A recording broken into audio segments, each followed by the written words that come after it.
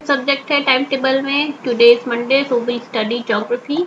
पिछली क्लास में हमने स्टार्ट किया था chapter the earth interior and materials. ठीक है, इसका हमने इंट्रोडक्शन कर लिया था, इंटीरियर ऑफ द अर्थ कर लिया था। ठीक है, we had discussed crust, mantle and core, the types of rocks and minerals, the types of rocks, and they were igneous rocks, sedimentary rocks and metamorphic rocks. ठीक है, हमारे दो टॉपिक रह गए हैं. The first one is rock cycle and the second one is uses of rocks and minerals. बहुत ही छोटे topic है, so we will complete it and then we will discuss the Q&A, that is Q&A and the exercises. ठीक है, तो rock cycle, rock cycle क्या होता है? ठीक है, रॉक्स जो है कई सारे अंडरगो करते हैं साइकिल ऑफ चेंज। ठीक है, कई सारे कंडीशंस जैसे कि वेदर कंडीशंस की वजह से, फोर्सेस ऑफ नेचर की वजह से, जैसे कि wind, reverse, glaciers, volcanic activity और अर्थ मूवमेंट की वजह से। तो ये जो रॉक्स है उनका फिजिकल और केमिकल फॉर्म चेंज होता रहता है कंटिन्यूसली। ठीक है, they are being formed, they are being destroyed and they are being reformed. ठीक है, अब देखो, इग्नियस और मेटामॉर्फिक रॉक जब ब्रेक करते हैं और डिके करते हैं तो दे फॉर्म सेडिमेंट्री रॉक्स। ठीक है, इग्नियस और मेटामॉर्फिक बन जाते हैं sedimentary rock after breaking and decay. ठीक, और सेडिमेंट्री और मेटामॉर्फिक रॉक को जब ट्रेमेंडस हीट और प्रेशर पे हम एक्सपोज करते हैं या हम कांटेक्ट करते हैं लावा के साथ तो ये चेंज कर जाता है इग्नियस रॉक। ठीक है, और इग्नियस एंड सेडिमेंट्री रॉक्स जब उनको सब्जेक्ट किया जाता है एक्सट्रीम हीट और प्रेशर पे तो वो बन जाते हैं मेटामॉर्फिक रॉक। ठीक है, तो ये एक साइकिल बनी रहती है, यहाँ पे आपको ज्यादा क्लियर होगा। ठीक है, आप इस साइकिल को जरूर नोट करिएगा। ठीक, तो ये आपस में एक फॉर्म से दूसरे फॉर्म में ये चेंज होते रहते हैं। This cycle of change from one type of rock to another is called a rock cycle. ठीक है,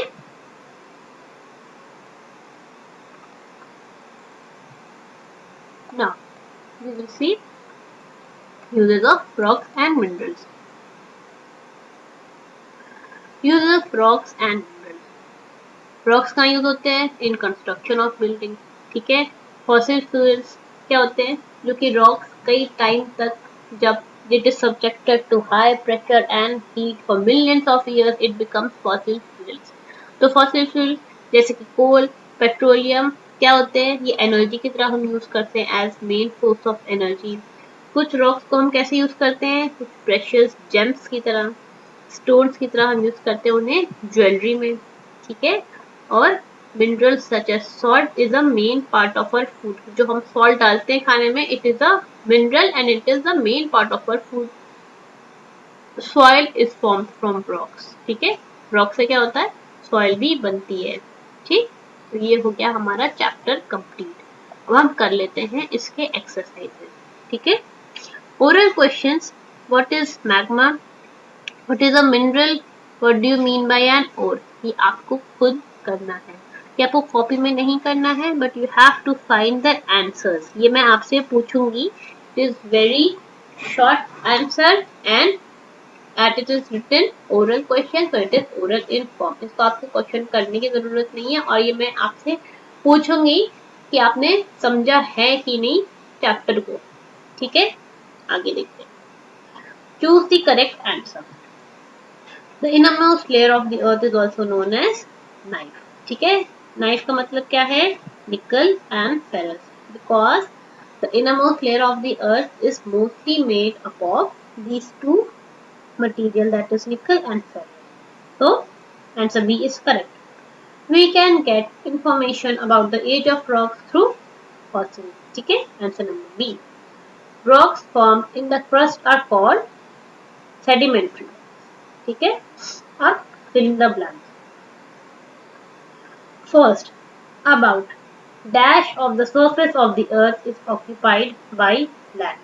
ठीक है, तो इसका क्या आंसर होगा? About 29% of the surface of the earth is occupied by land. ठीक है। Dash and dash are the main minerals forming the crust. तो ये क्या मेन मटेरियल्स है? Silicon and aluminium. ठीक है। Dash are a mass of natural deposits. तो ये क्या होते हैं? ये होते हैं रॉक्स। ठीक है। Primary rocks formed on the surface of the earth are called extrusive rocks। यहाँ पे आप लिख लो, मैं कंप्यूटर में कर रही हूँ तो मैं इसकी मेरी राइटिंग बहुत अच्छी नहीं आ रही है। It is difficult to write extrusive, तो ये आप नोट डाउन कर लो। Here it is called extrusive rocks. ठीक है। Fifth, the minerals in the soil provide dash that plant. ठीक है। तो इसमें आंसर होगा न्यूट्रिएंट्स। मिनरल्स क्या प्रोवाइड करता है प्लांट को? न्यूट्रिएंट्स प्रोवाइड करता है। ठीक है। Now D section, distinguish between the following sedimentary and metamorphic rocks. ठीक है। तो ये आपको आंसर कहाँ मिल जाएगा? यहाँ पे हम देख लेते हैं पेज नंबर 11 में। सेडिमेंट आपको इसकी बस डेफिनेशन तक ही लिखना है। ठीक है। पूरा पैराग्राफ आपको छापने की जरूरत नहीं है। ठीक। डेफिनेशन में ही आपको लिखना रहेगा। Igneous rocks are exposed to natural agents like wind, water, glaciers. These agents break the rock on the earth's surface into small fragments से लेकर आपको sedimentary rocks तक। ठीक है। यहाँ से लेकर यहाँ तक आपको sedimentary rocks तक आपको करना है। From here till, ठीक। और मेटामॉर्फिक रॉक्स का आपका यहाँ से till the definition। ठीक है। तो ये आपका हो जाएगा डिस्टिंग्विश, इसका आंसर हो जाएगा। ठीक है।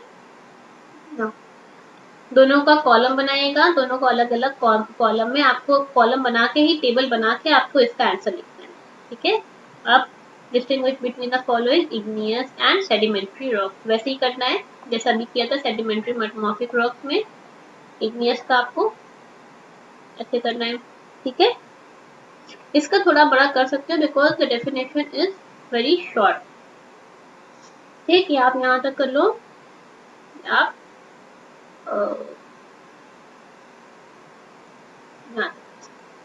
ठीक है। और सेडिमेंट्री रॉक का आप भी जो पहले मेटामॉर्फिक रॉक्स के साथ डिस्टिंग्विश में डेफिनेशन लिखी थी वही आप इसमें लिख दीजिएगा। ठीक है। एक बार आप देख लो, ही वैसे आपको मार्क करना है।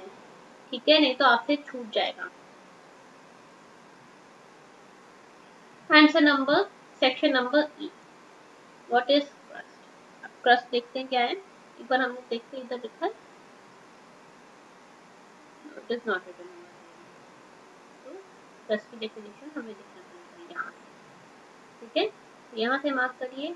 The outermost and the thinnest layer of Earth is called crust. It consists of lightest material. Its density is lowest. The material forming crust are mainly silica and aluminium. The crust is also called layer. ठीक है। आप यहाँ तक answer number ई का 1। ठीक है। ई का 1। Next question, mention the major minerals in Earth's interior and in outer layers। ठीक है। तो ये आपको राइट डाउन करना पड़ेगा। In the chapter it is not given, मैंने सर्च मारा था तो आपको वो लिखना पड़ेगा। तो the answer is they are composed largely of the most abundant elements in Earth's crust, silicon and oxygen, coupled with metals or the metallic elements of iron, calcium, sodium, potassium and magnesium। ठीक है। ये आप note down कर लो।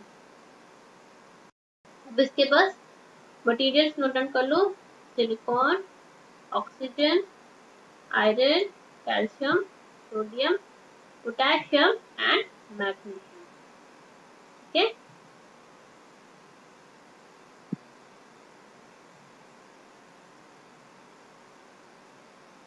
Explain the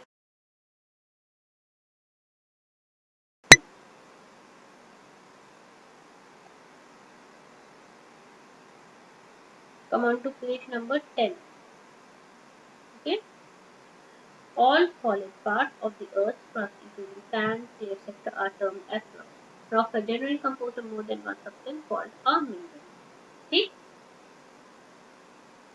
यहाँ तक आपका हो गया आंसर नंबर 3। ठीक है। Question 4, what is the difference between exclusive and inclusive crop? आपको मिल जाएगा यहाँ पे इग्नियस रॉक्स के अंदर। ठीक है, यहाँ से आपको नोट डाउन करना है। Primary rocks formed on the surface of the earth are called exclusive rock से लेकर यहाँ तक इंक्लूसिव रॉक। ये हो जाएगा आपका आंसर नंबर 2। ठीक है, इस page number 11। Enumerate the uses of rocks। आपको मिल जाएगा पूरा आंसर। Answer number 5। ठीक है। Answer the following questions in detail. How do we know about the interior of the earth?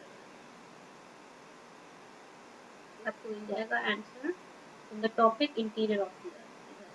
ठीक है, नंबर F1 यहाँ तक। ठीक है, F1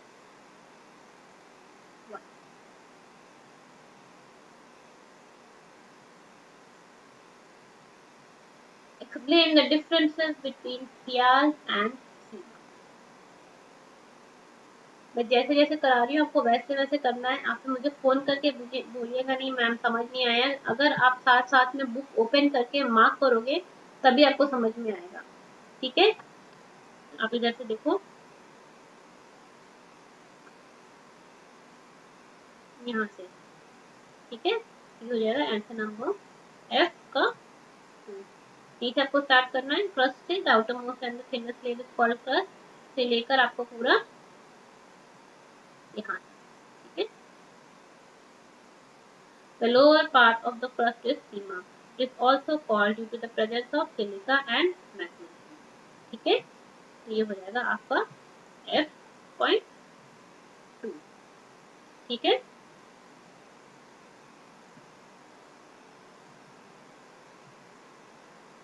describe the core of the earth। ये हम देख लेते हैं अंडर द टॉपिक कोर। ये आपको पूरा पैराग्राफ है। ठीक है, यहाँ से लेकर यहाँ तक ये हो गया F.3। ठीक है, what do you know about sedimentary rocks? ठीक है, ये यहाँ पे हमें मिल जाएगा another topic sedimentary rock। ये यहाँ से आपको पूरा कॉपी करना है क्योंकि ये डिटेल में मांग रहा है। ठीक है, तो मैं आपको बता देती हूँ, ये आपको यहाँ तक पूरा कॉपी करना है, पूरा पैराग्राफ। This is F.4। ठीक है,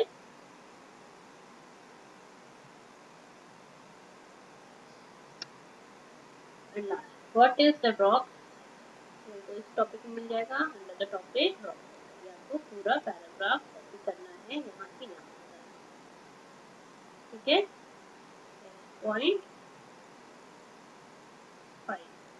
अब इनमें से आपको कॉपी में कौन कौन से करने हैं? तो कॉपी में करना है fill in the blank, distinguish between the following and E। ठीक है, C, D और E आपको कॉपी में करना है। ठीक है, आपको कुछ समझ नहीं आए तो ये वीडियो दोबारा से देख लीजिएगा, आपको अगर एक्सरसाइजेस समझनी हो तो। ठीक है, मैं बात फिर से कह रही हूँ, आपको बुक साथ में देखनी पड़ेगी। ठीक है, और ये वाला जो आंसर था mention the major minerals in earth interior and outer layer, इसका आंसर मैं अलग से भी आपको लिख के दे दूंगी। ठीक है, ओके, और मैं कुछ नहीं दूंगी आपको लिख के, आपको खुद से समझना है। आप लोग छोटे बच्चे नहीं हो, आपको समझ में आ जाना चाहिए कैसे मैंने मार्क कराया है। ठीक, oral answer question you have to do it on your own, not in your copy, but you should learn them. ठीक है, मैं कभी भी आपसे पूछ सकती हूँ। Okay class, the chapter is over and exercises have been done. आपको अपनी कॉपी में ये करना है एंड बिफोर 8 o'clock टुडे मुझे करके अपनी कॉपी चेक कराना है। Okay, okay, goodbye class.